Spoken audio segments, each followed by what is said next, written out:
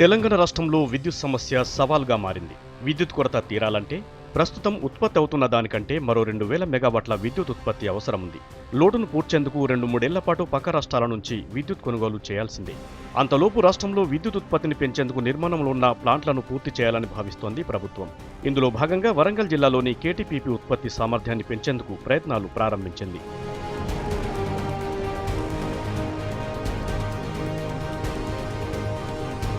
కేటీపీపీలోని రెండో దశలో చేపట్టిన 600 మెగావాట్ల పనులతో పాటు గత ప్రభుత్వం మూడో దశ కింద చేపట్టాలనుకున్న 800 మెగావాట్ల విద్యుత్ ప్లాంట్లను వేగంగా పూర్తి చేయాలని సర్కార్ భావిస్తోంది.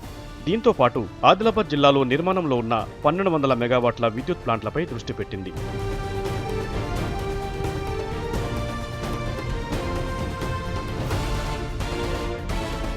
కేటీపీపీలో ఇప్పటికే 500 మెగావాట్ల విద్యుత్ ఉత్పత్తి అవుతోంది. రెండో దశ కింద 600 మెగావాట్లకు పనులు జరుగుతున్నాయి. మూడో దశ కింద మరో 800 మెగావాట్ల ఉత్పత్తికి గత సర్కార్ గ్రీన్ సిగ్నల్ ఇచ్చింది. ఈ రెండు ప్లాంట్లు అందుబాటులోకి వస్తే వరంగల్ జిల్లాలో ఉన్న కేటీపీపీ సామర్థ్యం 1900 మెగావాట్లకు చేరుకుంటుంది. దీంతో కేటీపీపీ ఏకంగా దేశంలోనే అతిపెద్ద సూపర్ థర్మల్ విద్యుత్ కేంద్రంగా అవతరించనుంది.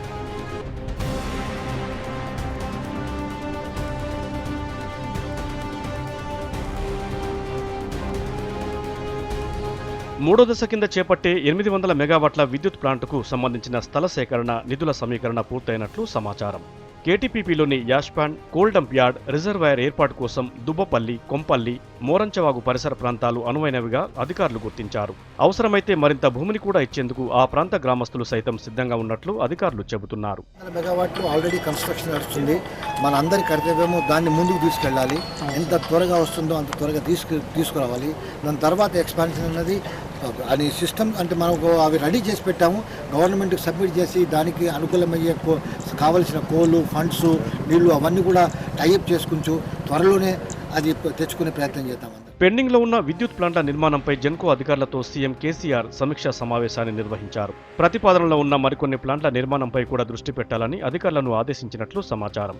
రాష్ట్రంలో కరెంటు కష్టాలు తీరాలంటే పెండింగ్ ప్రాజెక్టులను త్వరితగతిన పూర్తి చేయడమే సరైన ఆలోచనని విద్యుత్ అధికారులు చెబుతున్నారు. పెండింగ్ పవర్ ప్లాంట్లు పూర్తయితే 2-3 ఏళ్లలోనే తెలంగాణలో విద్యుత్ కొరతను అధిగమించవచ్చంటోంది విద్యుత్ శాఖ.